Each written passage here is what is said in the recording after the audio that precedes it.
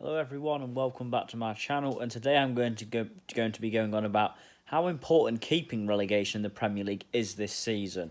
Now, of course, many clubs down the bottom of the league have came out and said about how they want to scrap relegation, but I think that wouldn't be a good idea at all. Number one, I don't think that would bring any point in bringing the Premier League season back. The only reason for that would be for Liverpool to win the league. Number two, if you're going to scrap relegation, just don't restart the Championship. Because what's the incentive for the Championship? You don't know, may as well not promote them teams and make the Premier League more stacked than it already is. So, I don't really think there's any. I think relegation needs to go ahead. I understand where teams are coming from when they're saying stuff like, okay, in the stadiums when you're in a relegation battle, atmospheres really are important. I mean, Aston Villa at Villa Park, Norwich at Carrow Road, and then even West Ham at their new stadium, even though that's not the best atmosphere, but still, having the fans there really is a help. Now, we all understand that not having the fans is going to be effective. Like we all know, I've been watching the Bundesliga. I know firsthand it is effective for teams, but relegation for me still needs to happen. It's not in the best circumstances. Look, everyone's not. No one agrees this is the best. These are the good circumstances for any clubs. I mean, it's going to be weird, but we just got to get on with it, unfortunately. And once fans are allowed back in stadiums, that's when we'll get to see it again. I mean, it is a shame for football this has happened, especially for the lower clubs in the lower leagues. But about the relegation still, though, yeah, it's got to happen. I know clubs will protest it and say it's not fair, but it's got to happen, unfortunately. And the relegation battle is looking good this year. You've got a lot of teams down there like Watford, Bournemouth, West Ham, Villa, Norwich. They're all down there. They're all fighting for their lives. It certainly is making it very interesting. Who do I think will go down? I still think Norwich will. I do think Norwich won't quite have enough to stay up. I think they'll fight valiantly, Norwich, but for me, they don't have a good enough defence to last in the Premier League. And I think everyone thought that at the start of the season, really, that the one Achilles heel with Norwich was mainly the defence. I mean, Timo Pukki started the season very, very well, but unfortunately, it doesn't look like he's going to. He's not continuing the season great, and it doesn't look like he's the man his goals are going to save Norwich, basically. So that's what I thought would happen at the start of the season.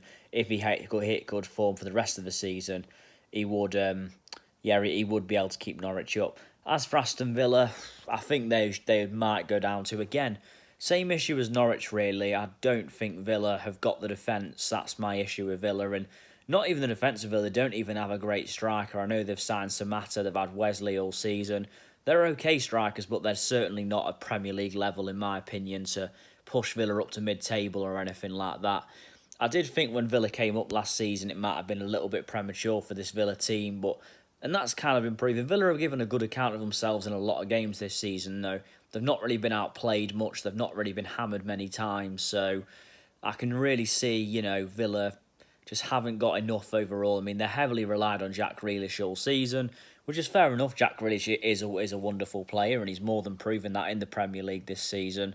But if without Grealish, though, you really do worry about, you really worry about how good Villa, would be. Where would they be without him? They're already in the relegation zone with him, but I think they're going to have a job holding on to Jack Grealish. But with this happening, though, they might be able to hold on to him if clubs haven't got the money to spend in the summer, which would be a good thing, especially for Villa. But we'll have to wait and see how that all progresses.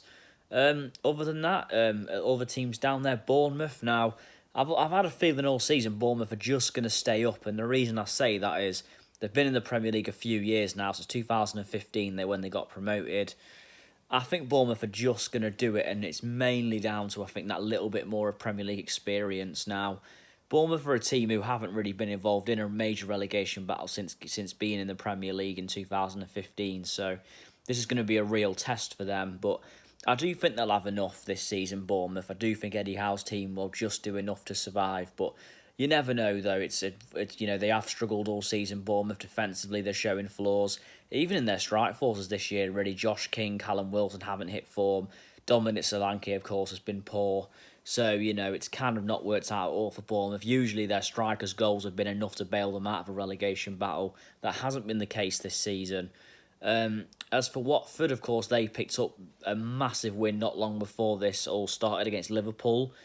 I say that would have given them confidence, but a long time has now gone since that, so you can't really say it's given them confidence. You can only really say it's, well, it's just a result now, isn't it, that they what is in the past. But we'll see about Watford. Obviously, they're going to be without Troy Deeney, their main man, for the rest of the season, by the sounds of it, as he doesn't want to return to the pitch.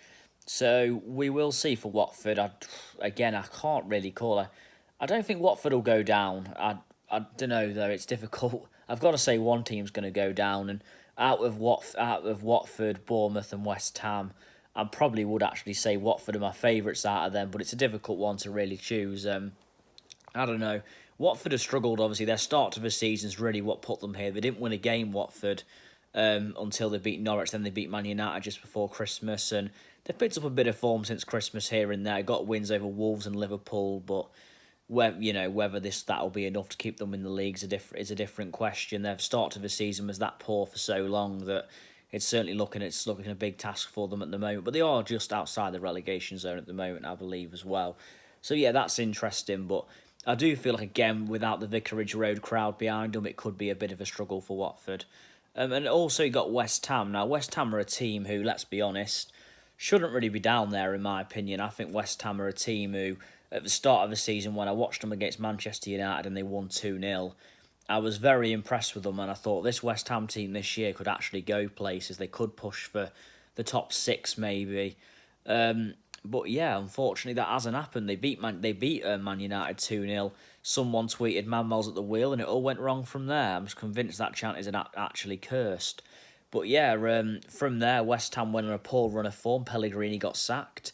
David Moyes came in to steady the ship, as he usually does at clubs like West Ham. And yeah, they've unfortunately struggled ever since, and they find themselves in a relegation battle now. If it's to go this far, Aston Villa do face West Ham on the final day of the season, so that could be a very big game again, and if that's played without a crowd, I don't know how much home advantages are going to matter in the Premier League. They certainly haven't in the Bundesliga. A lot of home teams have been hammered in the Bundesliga, and there's been a lot of away wins, but we'll have to wait and see. But yeah, relegation for me should certainly not be scrapped, because if it was, I believe these teams wouldn't take it seriously. What's the motive for them to play?